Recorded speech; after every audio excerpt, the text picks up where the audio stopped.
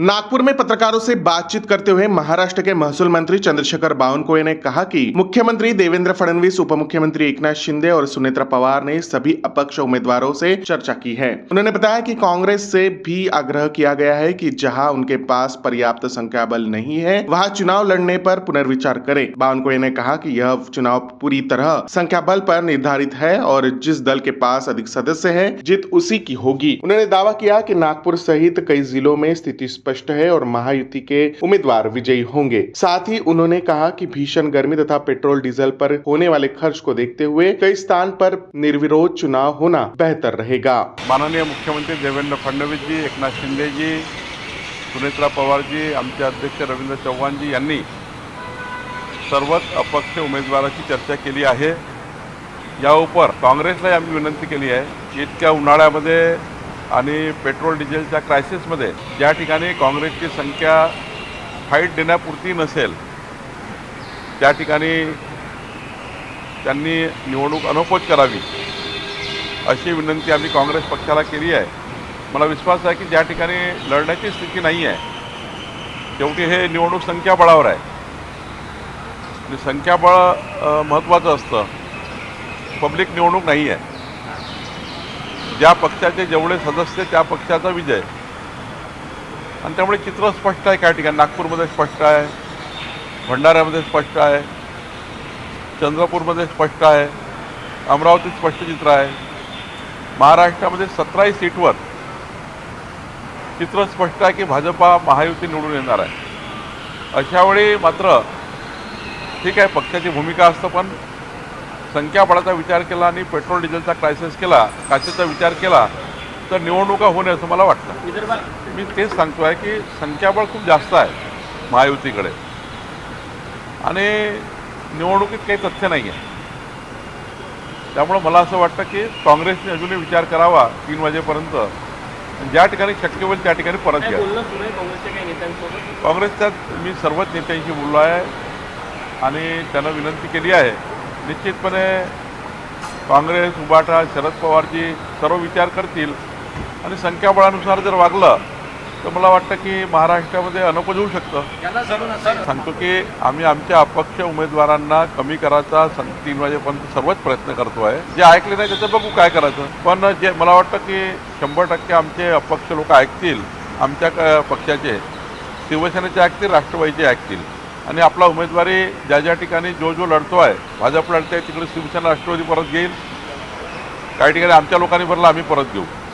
माननीय मुख्यमंत्री यांनी स्पष्ट निर्देश दिले आहे एकनाथजी, सुनेत्रा पवारजींनी की आम्ही सर्व महायुतीत लढून 17 जागा जिंकू।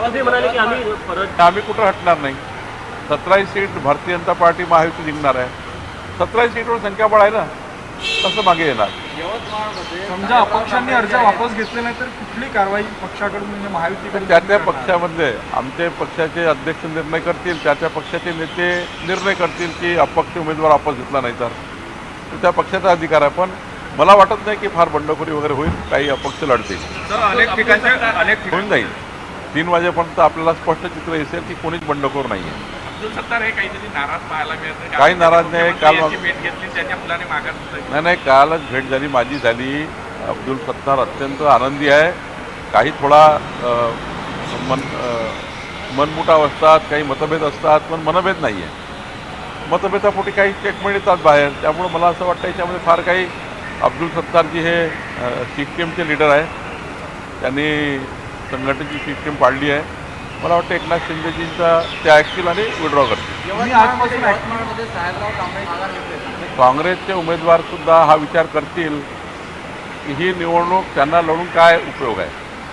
संख्याबळ नसेल तर फक्त हारण्याकरता लढायचं आहे, जिंकण्याची परिस्थिती नाही आहे, मग कशाला लढतील? उमेदवार विचार करतो ना, शेवटी उमेदवाराला लढावं लागतं, उमेदवार लढावं लागतं। समजा 700 मतं आणि 200 मतं इतका फरक आहे तर कशाला उमेदवार लढेल?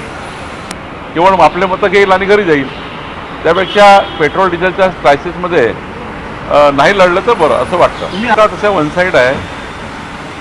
बंटी भांगडियाजींनी चंद्रपूरमध्ये बऱ्यापैकी पुढाकार घेऊन ही निवडणूक त्यांनी हातात घेतली होती, पण आता ती निवडणूक चांगली आहे। भंडाऱ्याची निवडणूक परिणय फुके बघतात आहे, मी साधारण विदर्भ बघतो आहे।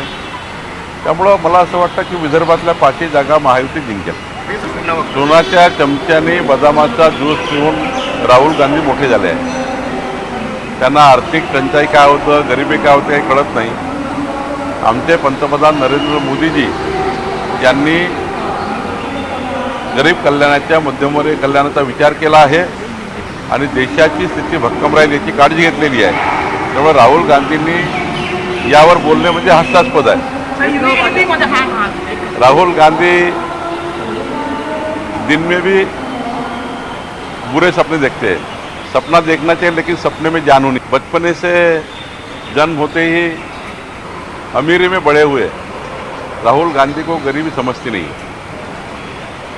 गरीबी समझती है प्रधानमंत्री मोदी जी को, जिन्होंने चाय के टपरी पर काम करके अपना जीवन शुरू की और गरीबी की चिंता मोदी जी ने की है गरीब कल्याण की योजना को लाकर.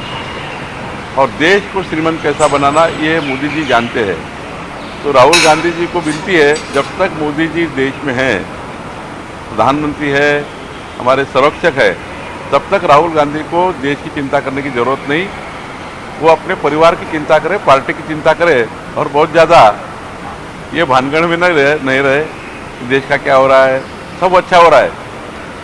वो अगर अकेले में बात करेंगे उनसे तो बोलेंगे सब अच्छा हो रहा है. कळमना बाजार समिती ही आशिया खंडातली सर्वात मोठी बाजार समिती आहे. राज्य सरकारने कायदा करून कळमना बाजार समितीला नॅशनल बाजार समिती, राष्ट्रीय बाजार समिती जाहीर केलेला आहे आणि यामध्ये आता कळमना बाजार समिती ही जगाच्या देशाच्या सर्व बाजारात जोडली जाणार आहे. त्यामुळे आमच्या विदर्भाचं जे पीक आहे, फळं आहे, भाजीपाले आहे, हे देशाच्या कुठल्याही कानाकोपऱ्यावर आणि जगातल्या अनेक देशांमध्ये एक्सपोर्ट होऊ शकतं अशी या ठिकाणी योजना तयार होणार आहे. आणि या बाजार समितीमुळं विदर्भाचं, नागपूरचं उपराजधानीचं चित्र बदलणार आहे. हायकोर्टावर विश्वास ठेवावा, सुप्रीम कोर्टावर विश्वास ठेवावा, जिल्हाधिकाऱ्यावर विश्वास नाही, दोन्हीकडे विश्वास ठेवावा. सुप्रीम कोर्ट आणि हायकोर्ट सुप्रीम आहे. सुप्रीम कोर्ट जो निकाल देईल तो आम्हाला मान्य, म्हणजे आयोगाला मान्य असेल किंवा आयोग मान्य करतील. आरोप करणे योग्य नाही. आम्ही काही असं इंटरफरन्स केलं नाही.